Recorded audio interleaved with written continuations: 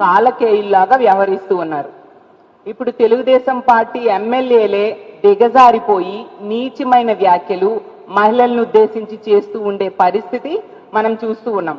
ఎందుకంటే మాజీ మంత్రి అయిన రోజా గారి మీద నగరి ప్రస్తుత ఎమ్మెల్యే అయిన గాలి భానుప్రకాష్ అనే వ్యక్తి ఎంత దిగజారిపోయి నీచమైన వ్యాఖ్యలు చేశారో ఈ రాష్ట్ర ప్రజలందరూ కూడా విన్నారు.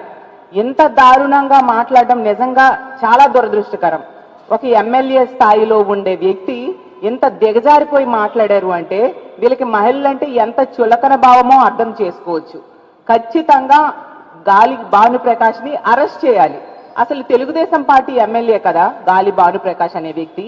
ఆ అధినేత అయిన చంద్రబాబు నాయుడు గారు ఖచ్చితంగా సస్పెండ్ చేయాలి పార్టీ నుంచి. ఇలాంటి వాళ్ళు మీ టీడీపీ ఎమ్మెల్యేలుగా ఉండడం మీ పార్టీకే పరువు తక్కువ అని తెలియజేస్తూ ఉన్నాను. గాలి భానుప్రకాష్ వెంటనే బహిరంగ క్షమాపణ రోజా గారికి వెంటనే కంప్లైంట్ ఇవ్వడం జరిగింది. అలాగే మహిళా కమిషన్ కి అలాగే జాతీయ మహిళా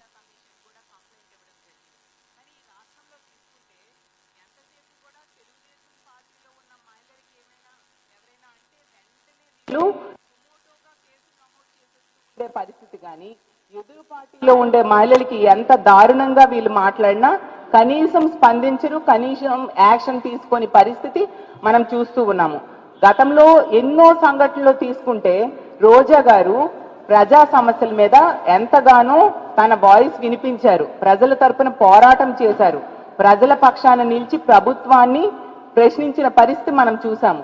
ఆవిడ ప్రభుత్వాన్ని ప్రశ్నిస్తున్నారు అని చెప్పి ఆవిడ కోసం ఎంత దారుణంగా మాట్లాడతారా ఎంతరా?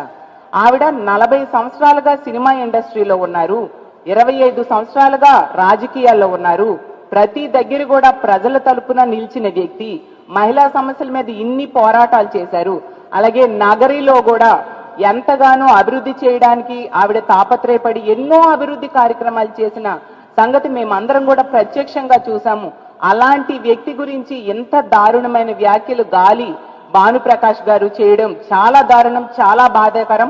ఇదే వ్యాఖ్యల్ని భానుప్రకాష్ గారికి ఒకటే నేను అడుగుతున్నాను, ఇదే వ్యాఖ్యల్ని మీ కుటుంబ సభ్యులు మీ కుటుంబంలో ఉన్న ఆడవాళ్ళ మీద ఎవరైనా చేస్తే మీరు ఊరుకుంటారా?